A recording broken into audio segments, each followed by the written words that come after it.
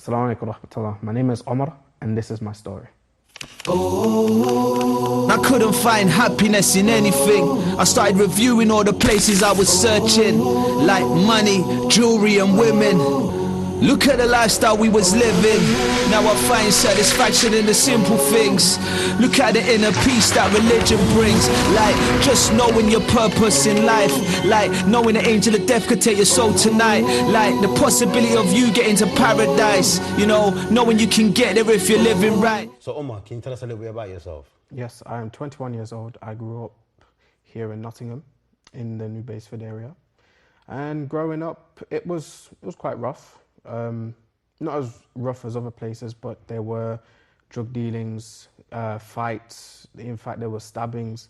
But alhamdulillah, over time, it did improve. And yeah, so today it's a lot better area. Tell us a little bit about your family. What background are you? So my dad, he's from Africa, Zimbabwe. My mom's British, born here.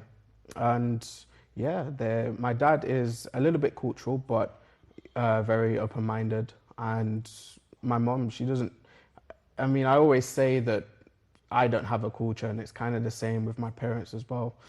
I mean, my dad, he has a little bit of his African culture, but not that much, if you know what I mean. So tell us a little bit about what you were like as a child. As a child, I was always optimistic, you know, very adventurous, always creative. I love to use my imagination, get along with anyone at all. And even when I was put down, I was always able to ignore it, to brush it off and continue doing whatever I wanted to do. However, I always found that there was something lacking in my life. And From a young age, you felt like that? from a young age. And at first I didn't know what it was, because, you know, I had all the other elements that a child would want. But for some reason, whenever somebody would talk about life and creation, I would always be fascinated and always accepting towards different people's ideas and beliefs towards them. And I'd want to know more. And I found myself accepting that there is something else out there, even though it's from somebody else's perspective. But I always knew that there was more to life than what we're told or what we see in front of us. So, you know, like when you were in school, primary school, secondary school, what type of things were you into as a child? Me, I was always into, you know, so in today's world, I guess you could say games, you know, PlayStation, Xbox, that kind of stuff. But Extreme gaming or just like the normal? Not extreme gaming. I mean, I couldn't do it for too long, but I didn't like older games. I was more of my adventurous side. So growing up, I loved anime. You know, everyone watched Dragon Ball Z back on TV. Yeah, of course. So they're the kind of games that I play as well, you know, Naruto and stuff like that. And that's the kind of personality in a way that I had as well, was very open, very creative, you know, I like to laugh, I like to enjoy stuff, never put anybody down. Yeah, I didn't like being put down. And if I was, I'd always try and look past it and see the better in the person. So what about the kind of people that you used to hang around with at this stage? Because obviously you seem like you were very particular in the things that you used to do. Were your friends like the same? Or?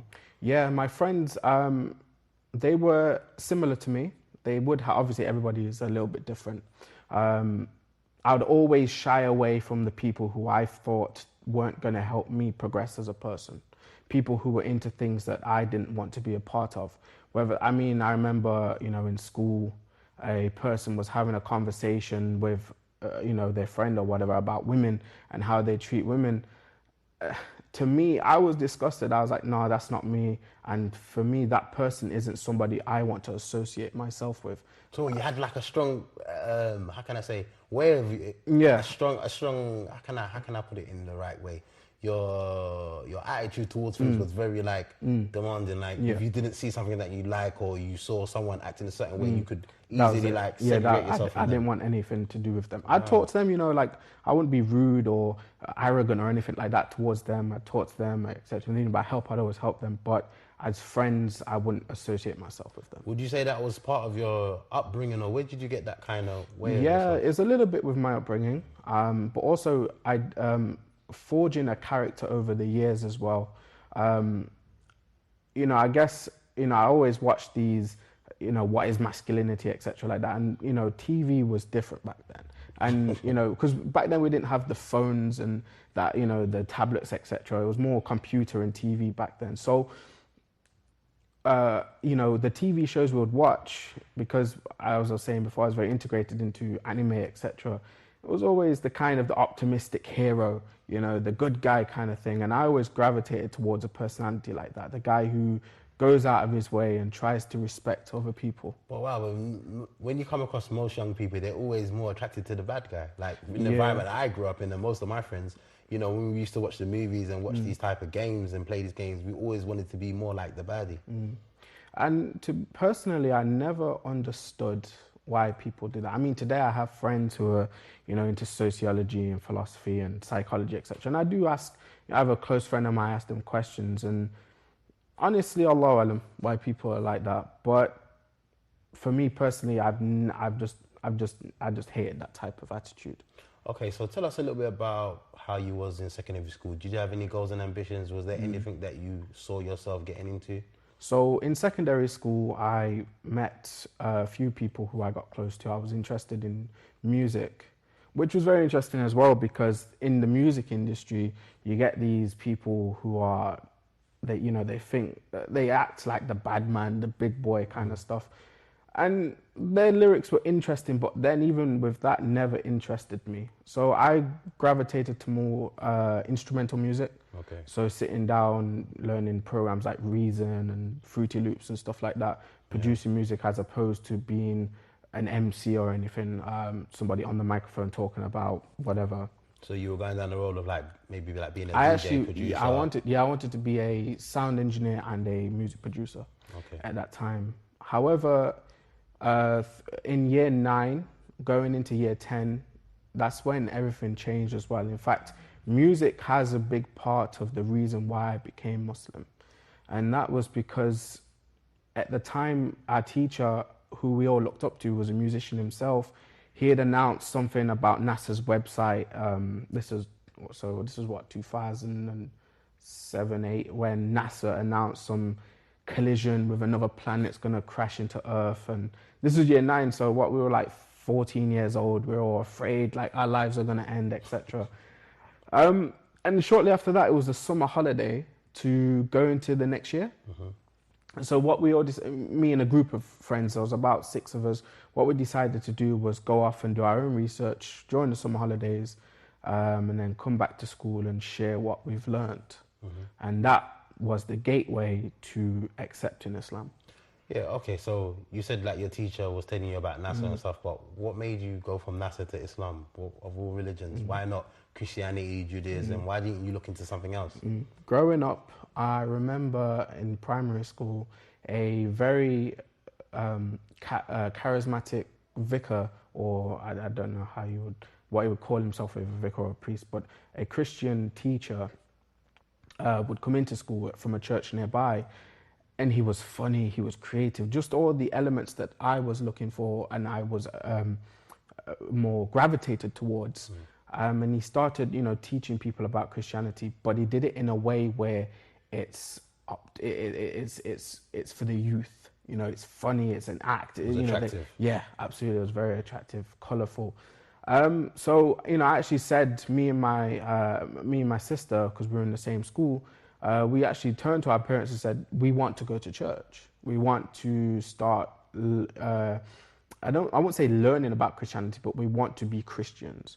At the time, obviously, I didn't know as much about what Christianity is now, was then compared to what it is. The knowledge base of what I thought Christianity was then is different to what you know now. Yeah, because obviously of the age.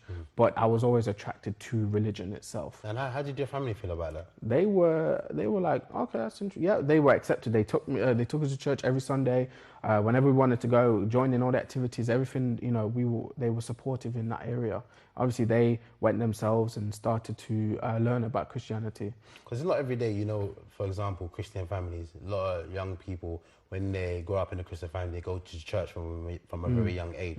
So for you to be so, you know, in secondary school and be then all of a sudden want to go to the church, didn't your family find that a little bit strange? I mean, primary school is when we wanted to go to church. They did find it a bit strange, but we explained why. You know, this person had come in, told us a little bit, and he was known in the community as well. So people did know about it, and I said, okay, we'll give it a go. Yeah, Okay, you wanna so go? tell us a little bit of your journey into Christianity.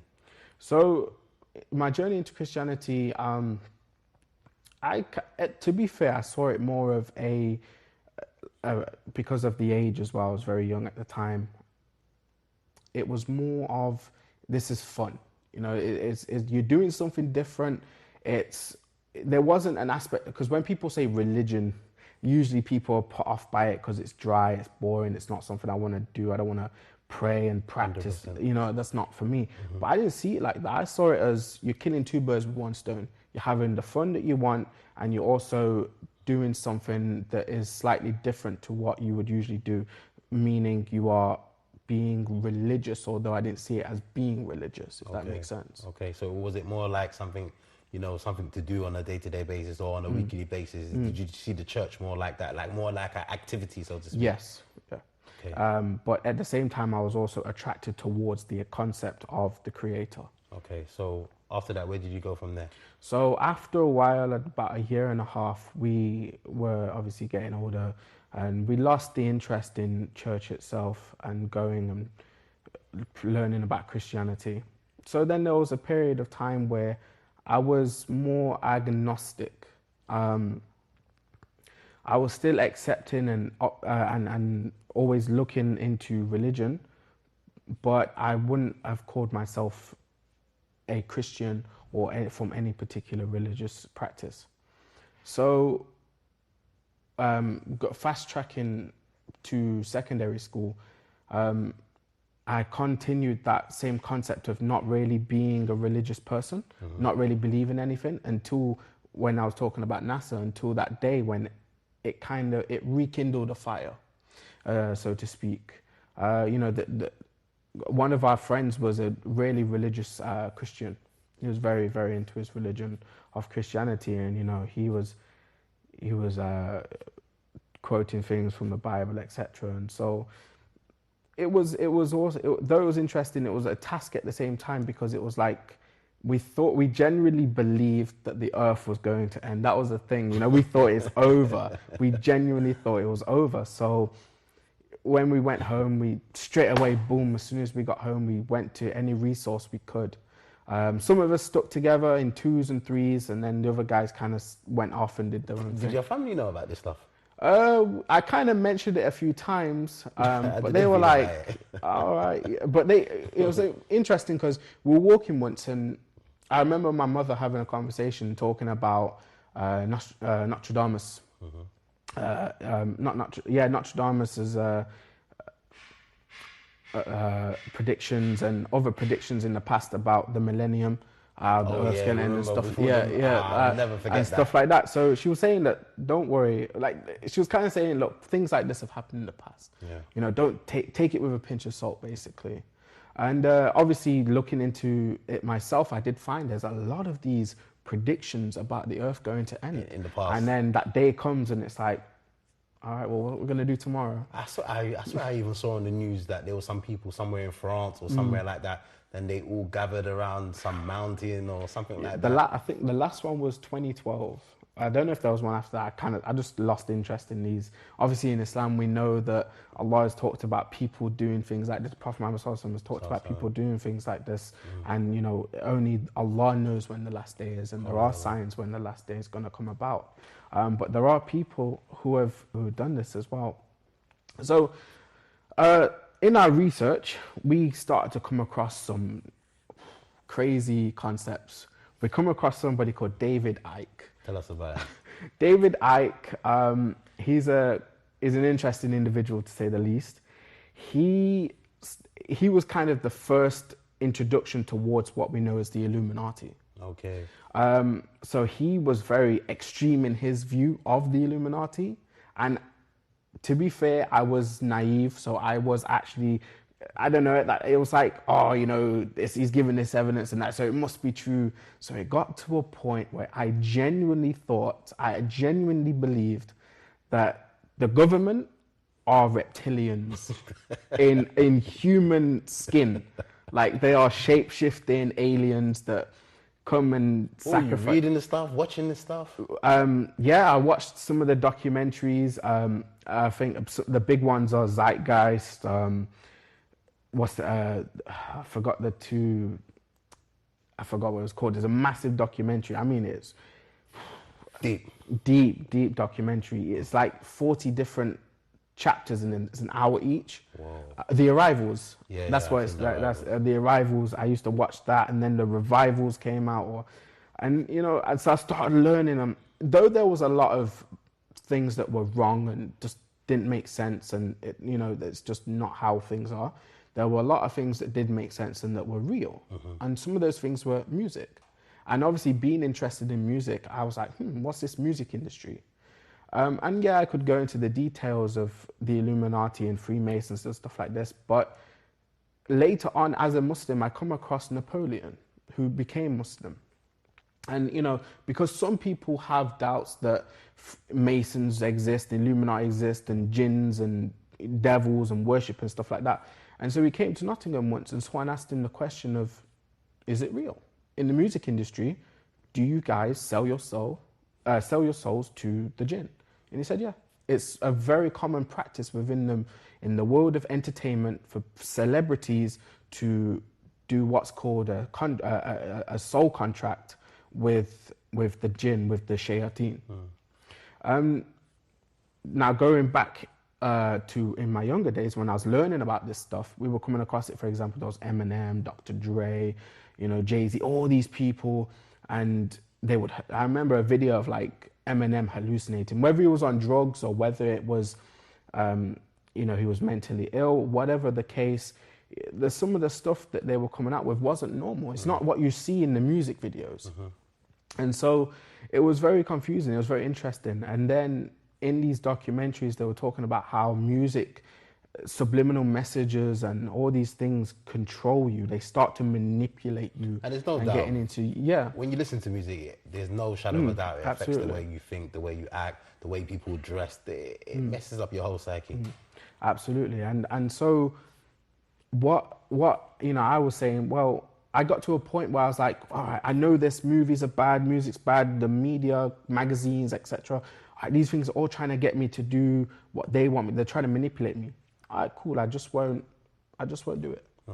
But then I was also limiting myself because what you're finding is that Islam crops up a lot, and then 9/11 happens, right? Yeah. So 9/11, Muslims, this, Big that, dilemma, big and dilemma. yeah, and so that was another massive point, along with the Afghanistan and Iraq war. These are huge hurdles that you have to come over when you look into conspiracy, basically. Yeah. Why is it that we're told that Muslims are nothing to be feared? They live in these desert countries. They don't have anything going for them, yet they are such a threat. That didn't make sense to me. So through my learning of conspiracy, Illuminati, Freemasons, etc., I started to look into why the media doesn't like Islam. And then the answers started to come when for example, the Prophet Muhammad ﷺ talks about things that will happen in the future. Yeah. And so I said, if this Prophet Muhammad, he's a peaceful guy, people like him, even non-Muslims, they like his character, they like his examples, and Muslims follow that example. Why is it that Muslims are portrayed in such a negative way? That didn't make any sense. So my friend, he became Muslim. And wallahi, as soon as he said, I'm Muslim, I'm becoming Muslim, my heart switched. It's like my heart told me that's what I'm going to do. That's what I need to do. I didn't even know at that point, I didn't really know what the basics of Islam were, what Muslims believed in. However, for some reason, I just knew that's what I needed to do as well. And, I remember countless conversations that my friend would basically giving me dawah. Yeah. And I would say, I'll become Muslim, but not yet. And I'd walk away, wallahi, I'd walk away in tears because I knew in my heart that's what I needed to do. That's what, it was like somebody had planted a seed and the tree had grown and the branches were trying to come out. You know, when your friend became a Muslim, did you see anything different in him when he Yeah, came to Islam? absolutely. His character changed, the way he went about him changed. His friends changed, and actually, we were best friends. We were as close, the closest friend, one of the closest friend I've ever had. But he tried with me, but I made it difficult for him at the same time. So yeah, there was some distance in there as well, which is neither here or there. I'm not gonna, say, oh, I wish it was different or anything. It happens, and it happens to everyone. But alhamdulillah, he did try, and alhamdulillah, Allah had given him the ability to be successful, because I'm sitting here as a Muslim today. Through one of the ways that I found Islam was him giving me da'wah. So tell us the point when you actually accepted Islam. So it was in 2010. I just finished school, about to move into college, and we were sitting down at a restaurant, and we're just chilling and talking, etc. And then I kind of just looked at the table, and I said, you know what, I'm gonna become Muslim, just like that. And he was like, oh really? Now? Like, I was like, tomorrow. The brothers here in Nottingham, alhamdulillah, they have a dawah table, a weekly dawah table. So Bilal invited me to go to the dawah table. So I went with him, and Brother Haroon, he just asked me straight up, do you believe in God? I said, yeah, I believe in God. Do you believe in one God? I said, I believe in one creator. And then he asked me, do you believe in the Prophet Muhammad? And I said, I do. 100% I believe in Prophet Muhammad. And then he said something that was no one had said this to me before, so it was strange, it was shocking, it was like, what? He said, basically you're a Muslim. I was like, what are you talking about? I'm not a Muslim. But he said, you believe in exactly what Muslims believe in. It's just you haven't taken your shahada, you haven't confirmed it. What are you waiting? He basically asked me, what am I waiting for? And it was like someone had clicked on the light and put me on the spotlight. I was like, what am I waiting for?